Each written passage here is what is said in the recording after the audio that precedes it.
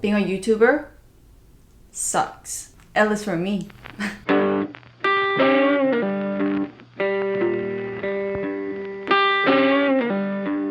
My friends and family and any acquaintances who find out I have a YouTube channel, this is the reaction I get. You must make a lot of money. That's awesome.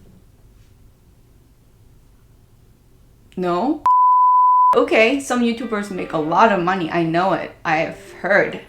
I'm not one of them. And the fact that I'm not a successful YouTuber didn't hurt me until now. A couple of days ago, YouTube suggested me a video, which was some YouTubers' 2020 income through only YouTube, and I clicked on it. That was a big mistake, but at the same time, I'm glad that I did it. Watching that video, she has a well-established channel.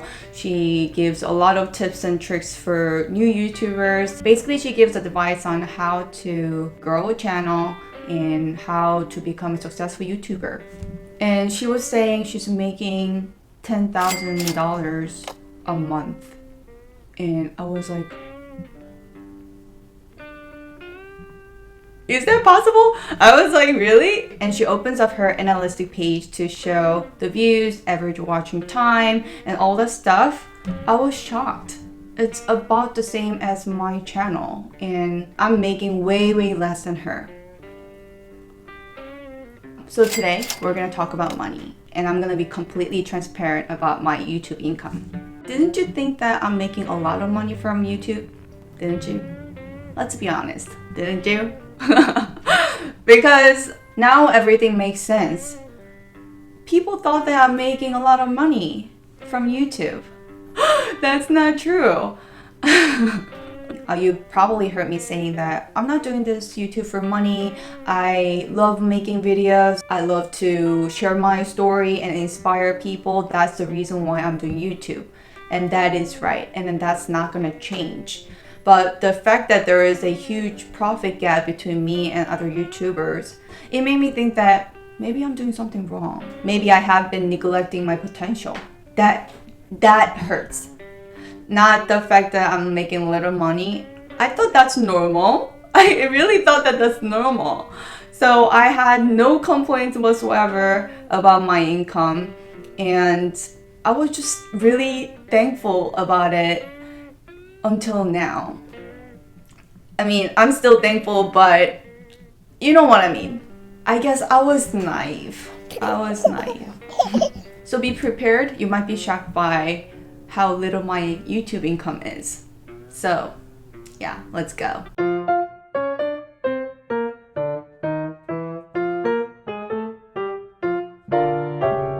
So I started my YouTube channel in April 2016. I'm reaching my 5-year mark this April, which is only a couple months away. And it's so crazy. Definitely doesn't feel like it's been almost 5 years. Anyways, I have uploaded 285 videos so far, which means I've been consistent enough to upload at least one video a week for almost 5 years. You may think that only one video a week? That's easy.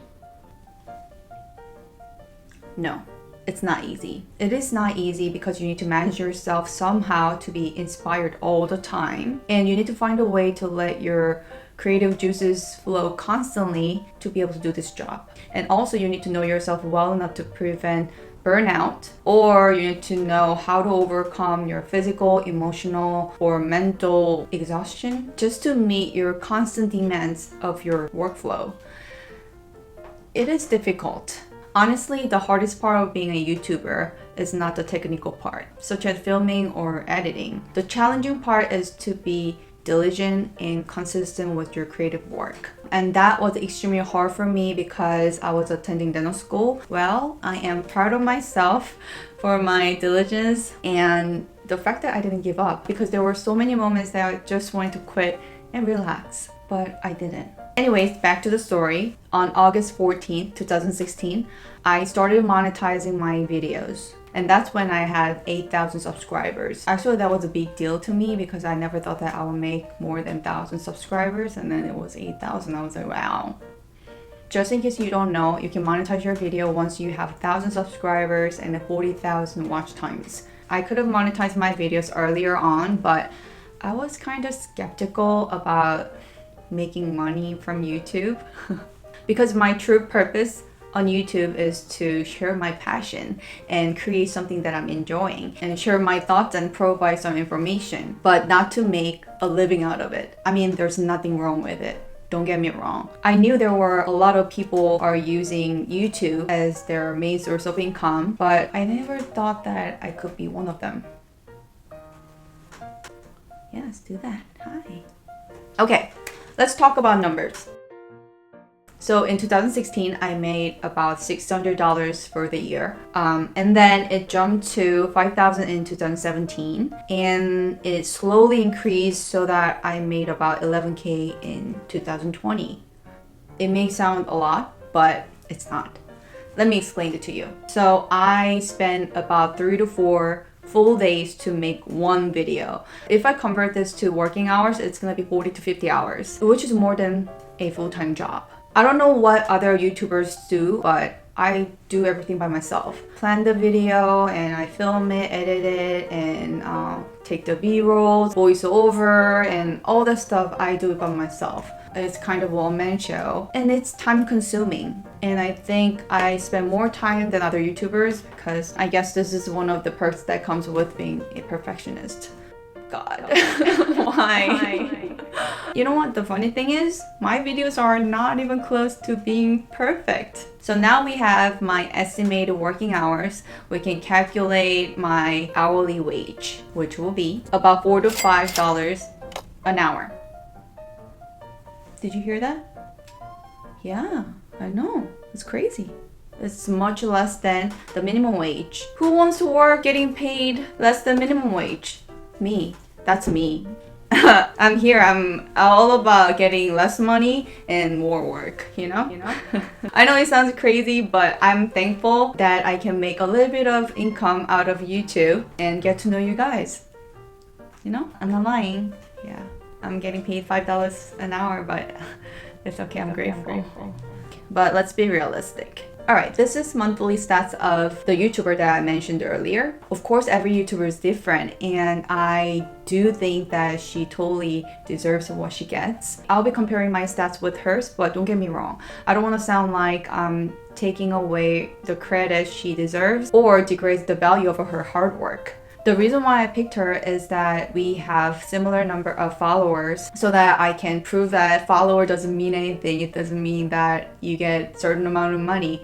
And the purpose of comparing these numbers is to have a better grasp of how YouTube revenue actually works, and maybe it will help you out as well. Okay, these are our stats side by side. She definitely has more views and watch time, and she gained much more subscribers for the month than me. But look at the revenue. She made more than 10 times what I made. Twice more the view and watch time, and 10 times more income. Batman, tell me, what am I doing wrong? So I started to dig in to figure out why this is happening to me and what did I do to deserve this? Almost like I'm being punished for some reason. I don't know. So this is what I found. In fact, there are multiple factors that determine your YouTube income, which I didn't know. The first thing that caught my attention was CPM and RPM. What is that? Let's talk about CPM first. CPM is what actually YouTube makes per 1,000 views of your video. RPM is basically your share of the income per 1,000 views. These vary from every YouTuber and every video, so it's hard to predict. So my average RPM for 2020 was $1.66. What's up with the 66? This YouTuber's RPM is about 10 times more than mine, which explains a lot. Yeah, this is why there is a 10 times gap between my income and her income. When it comes to YouTube income, the common misconception is more views make more money. Nah, it's not true. From my research, CPM and RPM is more directly related to the YouTube income. The next question should be what determines CPM and RPM, and how can we use this information to maximize our profit? To figure this out, we need to look at this a little differently. You can think that we're just minions creating videos for YouTube so that YouTube can make a lot of coins. Thankfully, YouTube is paying us a little bit. Once we understand how YouTube makes money out of those ads, then we might be able to target it to maximize our profit. So YouTube gets paid from advertisers, and they have different preference which video they want to put their ads. As minions, we need to create videos that advertisers like enough to put their ads in. But how do we know what kind of videos advertisers prefer? It seems like no one knows. And also which ads are playing in your videos and who are watching the ads actually determines how much YouTube will pay you. Yeah, it's kind of creepy that YouTube knows who's actually watching the ads. For example, there is a person A. He was Googling the certain car brand. Then YouTube will start suggesting him these videos about the cars. Then he'll be more exposed to those kind of videos. Even though he's not watching car related videos, he'll be seeing more ads related to cars, and there is a higher chance for him to stay and watch the ads because he's interested in it. Then my question will be, how can we use this? So there are a couple of things that I found which can affect your RPM. Number one, topic of your videos. Advertisers are looking for a video that aligns with their products or services, and each advertiser is willing to pay different amount of money. We don't know which advertiser pay more or less, so it is hard to target the topics that creates higher RPM. But it seems like people who are discussing finance often get higher RPM.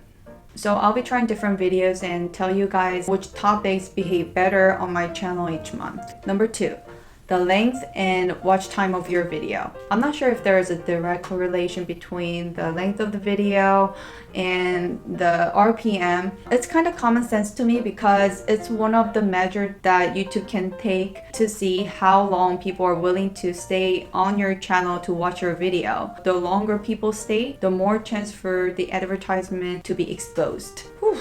I didn't know all this stuff for 5 years. I didn't even think about it. I basically winged everything and wishing my hard work pays off someday. So these are things that you should consider when you're making content. Of course, you need to make content that you enjoy. But if you feel like you're underpaid, the discouragement is real. I'm going through that right now. I know we talked about money today, but there is another important aspect of doing YouTube which could bring joy to you, which is the fact that you're creating something and sharing with someone else and possibly educating people and inspire each other and making a platform to grow together. So I just wanted to let you know I'm not going to just focus on making money from YouTube. I'll be continuing what I've been doing. I'll be creating videos that I like. I will strive to find a balance between the content that I want to create and the content that brings me money. So I don't know how it's gonna go, but hopefully you can learn something from my journey as well. Yeah, thank you for watching, and I'll see you guys next time. Bye.